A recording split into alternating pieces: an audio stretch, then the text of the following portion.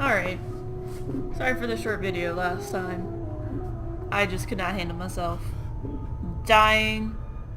I guess that's okay though. I heard that you could die. And I still have all my memories. I spoke to Barking Wilder. Okay, so... I guess I just keep going. I don't remember how I got out. So bear with me.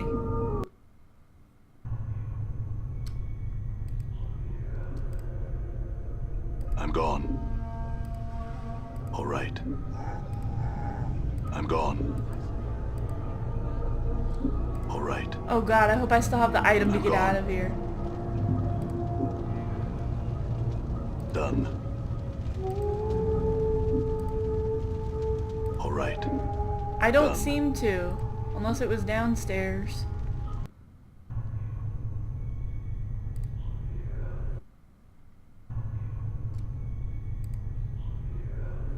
Done.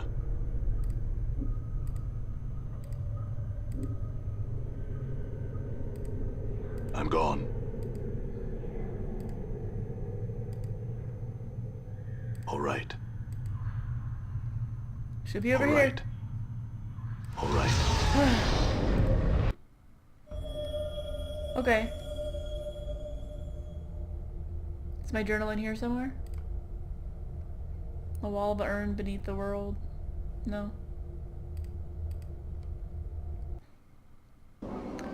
Alright, so after I've wasted all of my blood clot things...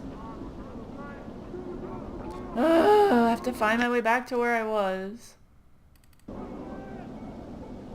come that didn't work?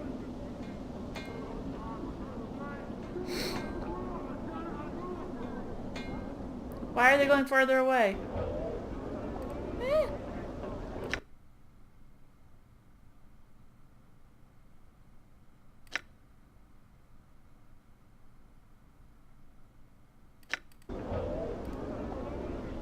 Let's come here without getting killed. See if there are any red and black dressed thugs. Oh, come on.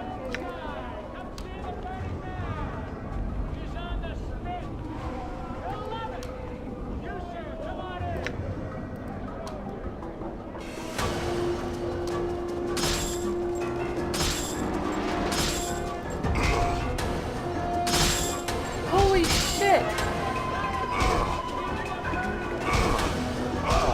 All right. Done. What am I supposed to do with this?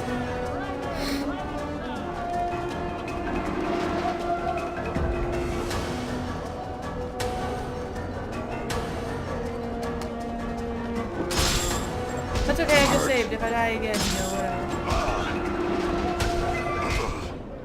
Don't let it end like this. Whatever. I feel stronger. Oh boy.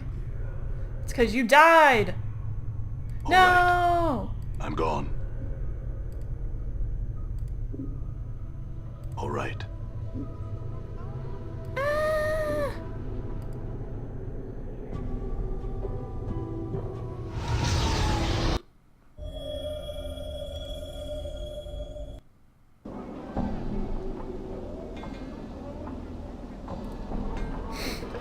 Let's try again.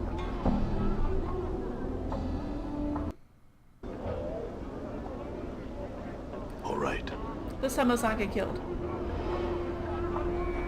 Oh, red and black. This heavyset thug is swathed in rags, dyed red and black. He looks like he's made almost purely of muscle. He glowers at you. Greetings! And how can I help you then, Governor? The man's face breaks into a sneer. Looks like you need a healer. Wipe that sneer off your face. You'll be one needing a healer, Governor. I'll be watching where you be letting those threats fly, Governor. You let another one slip your tongue and I'll give you a second smile, Jake. If you think you can take me, come on! What's up?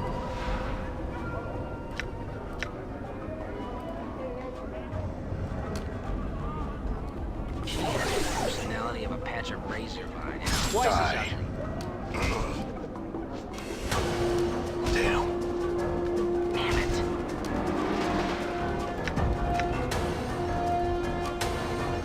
I can't.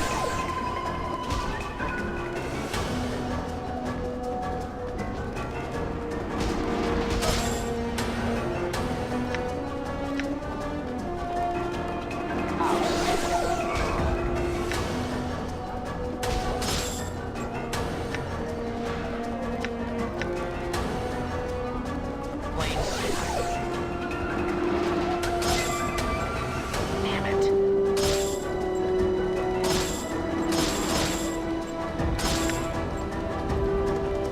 Die. All right.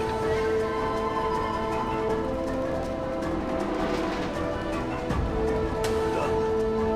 There we go.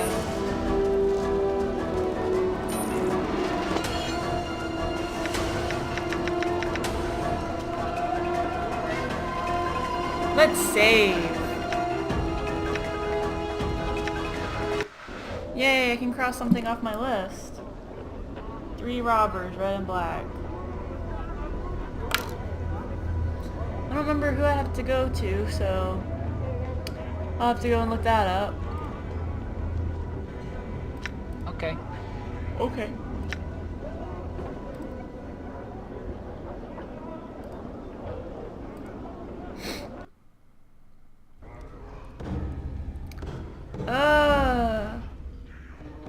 I'm gone. I don't know, am I? This is a woman with fading bruises on her face and arms, and had a look of despairing longing in her sunken eyes. She might have been pretty once, but those days were long gone. She turns slowly to face you. Life pours into her features, and the spark of sardonic light that dances in her eyes now makes you wonder if your eyes were deceiving you. Welcome to the smoldering corpse, scarred man. Who are you? I am Drusilla, and you must be clueless. Don't ask me how I know that. It just shines off you. Shines, right. Answer some questions for me. I'm looking for a journal. A journal? Oh sure, I've kept an eye out for all stray journals, just in case some scarred man walks into my favorite bar and starts asking about it. Do you ask that of everyone you meet? What a fascinating life.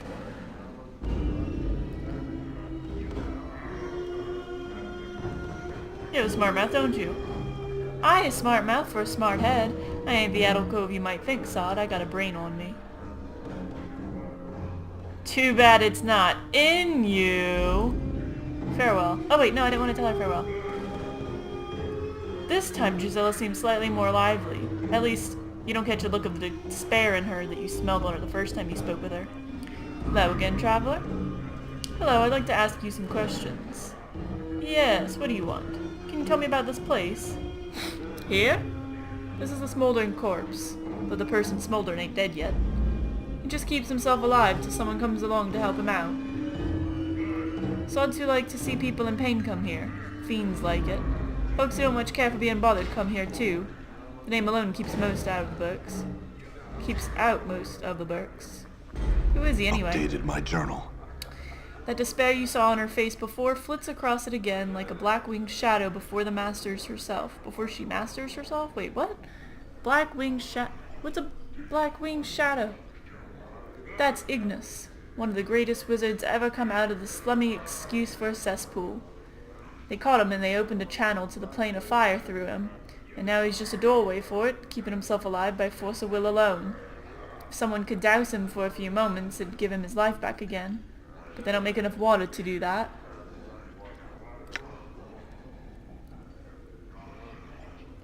What's your connection to him? Her voice practically throbs with a deep ache. I was Ignis's lover, and he, my beloved. He loved the flames more than he loved me, and now he has become the flame. And because I love him, I love the flame. But that's all done with now. Now I wait for him to douse himself. I sell what little I have just so I can be near him. Very well. Answer some other questions. That's all interesting and all, but I have something else I want to know. I'm looking for a collector by the name of Farid. Have you seen or heard of him? Farid. The Collector King? You can probably find him and his stinking ilk in the trash warrens on the far side of the hive. Good luck getting any answers from him. He's a sly devil, he is. I understand. Farewell. Oh, look at all these people with names. I don't feel like talking to people. You see a soft-looking man with gentle, far-staring eyes. He dresses in supple leather clothing and carries various implements of use and destruction about his body. I like that. Use and destruction. You can't just use them, you can destroy. Such as ropes, spikes, tinderboxes, and empty vials of air. He looks half gone. Literally. There's an insubstantiality to his existence, as if his essence has been partially leached away. He focuses those eyes on you, and suddenly you find them gripping and determined. Greetings to you, O Seeker. Farewell. I mean, greetings. Wait. Why, the two options were greetings and farewell. He carefully sets down the mug he's holding and gives you all his attention.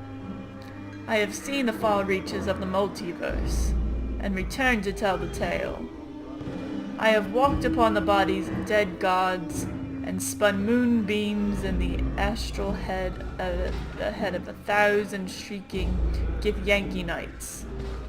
I have passed the edges of existence, and watched my essence shiver away before me. What is it I can do for you?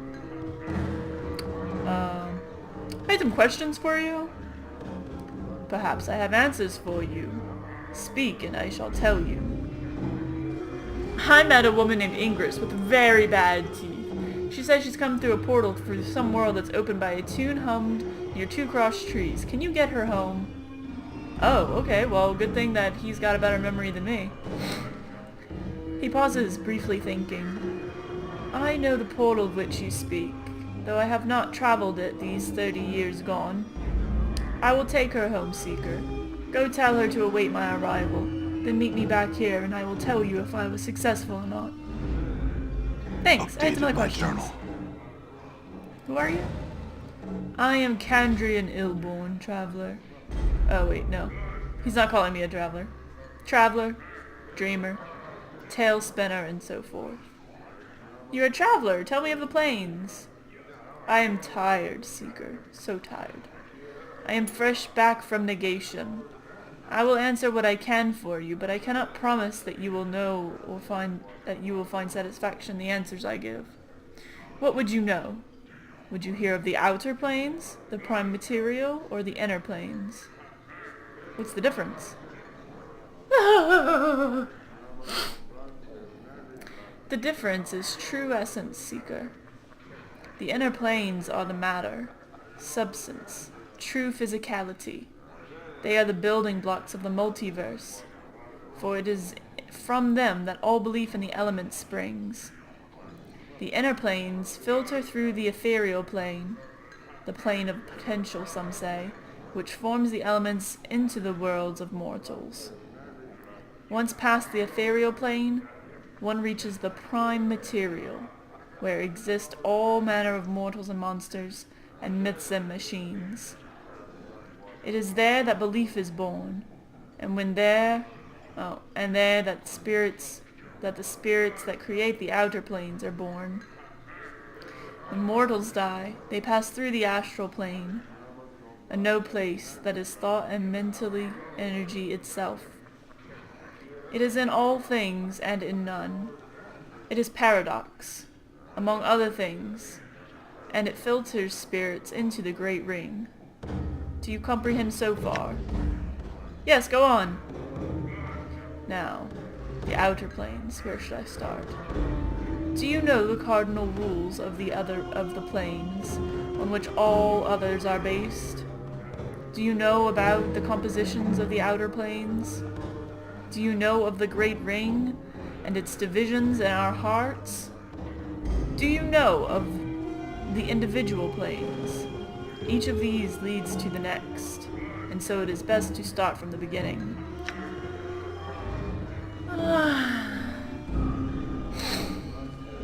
Tell me of the composition of the planes. The outer planes are created of and by belief and thought and faith. They take their imagines form from the prime material plane, shaped into forms that stagger the imagination, built by the accumulation of belief. Belief creates the planes. Belief is power here. Change belief, and you can change the nature of reality. The creatures that are born here, the plane-born, like the fiends and celestials, are truly born of the thoughts and concepts of mortals. They each express some sort of ideal, and the more powerful the ideal, the more powerful the being. Thus, the being that symbolizes love is one of the strongest of all. That's why the powers, gods some call them, live out here. This is where all the faith in them comes. This is where they are at their most pure and strong. Their realms are extensions of their very beings, manifestations of their godly essence, all of it informed by belief. So the composition of the planes is belief. Tell me of the Great Ring now.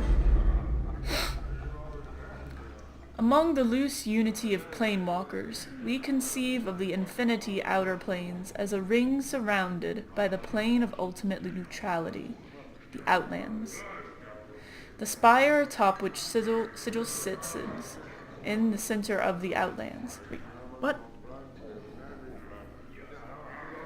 The infinite outer planes are a ring surrounding the plane of ultimate neutrality, the Outlands. Okay, outer planes are outside of the Outlands. The spire atop which Sigil sits is in the center of the Outlands. The further one travels away from the spire, the less neutral the plane grows, until it spills into the neighboring planes. Each of these planes impinges on the Outlands, spinning themselves into law and chaos, good and evil. The Great Road marks the demarcation between the Outlands and the gate towns that spring up around the gates to these plains. Beyond the gate towns lie the hinterlands, uncharted territory that is lost to history, that loses thought. Danger lies in the hinterlands. The outer planes differ by morality, not substance. For you, we'll divide the planes into 3 sets. The upper planes of good, the lower planes of evil, and the boundary planes of neutrality. These are then divided further by law and chaos, with the Outlands in the middle. Which of these interest you? All of them! Just tell me in a big... The upper planes. Of the upper planes, there are neutral planes, the lawful planes and the chaotic planes. What would you know? The neutral upper planes contain the Beastlands, a place of neutrality and goodness, with a slight tinge of chaos where the animals rule in the eternal noon and night. They hold Bitopia, twin paradise of industry and labor, where all work toward the good of all, and the Elysium, the sweetest plane of goodness and calm I have ever come across. Alas, right now I am not well enough to enjoy any of their restorative effects. What would you hear of now? Kandrian gives a small shudder. I am not the best person to speak of the planes of law, he says, for the innate structure of and ultimate patterns they impose frighten me. I steer clear of them because I value my individuality more than I value the knowledge they'll bring me.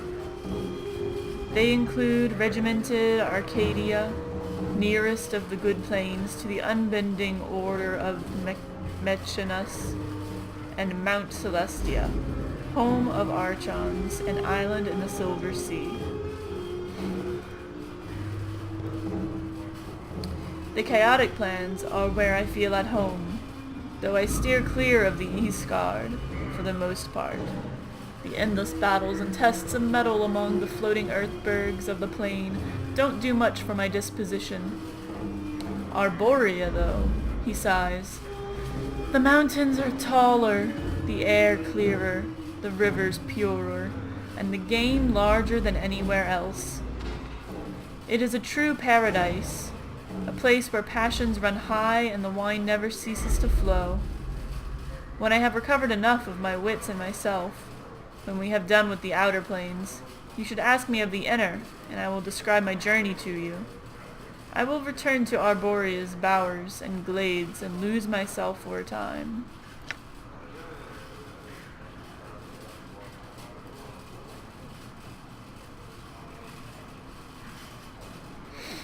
Like the upper planes, the lower planes are divided into lawful, chaotic, and neutral. Each of them varies in terms of horrors and what those horrors do to a traveler's spirits, and all of them are best avoided. Oh, okay. Lower planes bad. Got it. Which of them would you like to hear? The neutral planes. The neutral planes, eh? They are vile and barely understandable, and they're more insidious on their own than you could ever imagine. Take Gehenna, for example. 4 volcanoes in stages of dormancy floating in an infinite void, each of them somehow alive, and each of them wanting your soul by whatever means they can get it. Populate them with Yugoloths, the worst of the fiends in my opinion, and you've got the place. The plane of ultimate evil, at least that's what they call it, is the Grey Waste. And no place that drains color from your body and spirit, stealing away even your apathy, and it's the site of the worst battlegrounds in the war down there. Don't get me started, then. You've got Carcery on the chaotic side. Tell me about the war. Aye, the blood war. At the name, your blood feels as if it freezes in your veins. Elborn doesn't seem to notice, wrapped up as he is in his memories. 2 armies of fiends smashing together pointlessly across the lower plains, slaughtering mindlessly in the name of law and chaos. They'll aggrandize it, of course, but in the end, it's about hate and stupid endeavor that aids none and harms far too many. Tell me about the Carcery. Ah, Carcery, and its poisonous jungles, acid swamps, destructive waters, strung like a string of rotten pearls nestled within one another. He pauses and looks at you carefully, not cheerfully, again fixing you in one place with his eyes. Remember this, Seeker. Carcery is a prison, home to the Gareleths, one of the most dangerous types of fiends there is. The strength of the prison is the strength of the captor, as strong as the prisoner lets it be. Destroy the prison keeper, and a body can escape the red prison. There is almost no other way out, not when the gates close themselves against you and watch you spin off into the vast space surrounding the orbs. Be wary of Carcery, traveler, for its bonds can be greater than flesh. Updated my journal. Tell me about the chaotic planes. The Abyss isn't some place you should consider going. Where Bator's all orderly, the Abyss is full of chaos and change, and where none of it's pleasant. When it becomes something that approximates normality, that's when you should be most wary of it. It's home to the Tenari, what most primes call demons, and they've got that name for a reason. They are unpredictable and murderous, and the few you can trust are few and far between. The few I've met who I'd trust, I still don't trust entirely. They are creatures of chaos and evil incarnate, and if they're putting on a friendly face, who's to say it's not part of a larger agenda? Tell me about the boundary planes. There are 2 boundary planes to my mind, and they are diametrically opposed. One of them, Mechanus, is the very essence of law, a place where beliefs fit together, interlocking, turning in a massive machine that is the entire plane. Some folks would have it that the gears of the Mechanus are the engine that drives the planes. The other plane is Limbo, a swirling morass of chaos that follows no rules, none. And just when a body thinks he's classified its behavior, it goes and changes on him, Or it doesn't. You just can't tell. I was in limbo not too long ago. Tell me more of the planes. Tell me more of your journey. I don't know which one. He closes his eyes, remembering. I had a Githzerai guide with me. An anarch who could shape the illogical matter of the planes into forms of his desire. We had fought off the harrying of the Saladi and the chaos creatures who call that plane home. It seemed there were more than usual, but then one can never tell what's usual in limbo. But I digress. In the midst of all this chaos, we came across a series of huge metal, interlocking cubes, like some sort of a puzzle box. It wasn't something we had shaped, consciously or not, and we couldn't find a way inside. It was like a bastion of order within the confines of disorder. A seed of law. That is the best I can explain it. Tell me more of the planes of the Great Ring. Journal. Boundary planes? Oh. The Outlands. The Outlands are absolute neutrality. Probably the best place for a body to visit in the outer planes, outside of Sigil if you don't want to have the plane's morality forced into your heart. Everything balances out in the Outlands, as it should be, for the plane that sits at the center of the outer planes. Power's realms are scattered about there, and there are handfuls of gate towns that open to the rest of the outer planes. The gate towns usually mirror the philosophy of the plane their gates open onto, and if the balance of belief is kept in the town slips in the nearby plane. It's a bad situation for everybody, because few of the folks in the towns really want that change. But enough of the Outlands. What more would you know?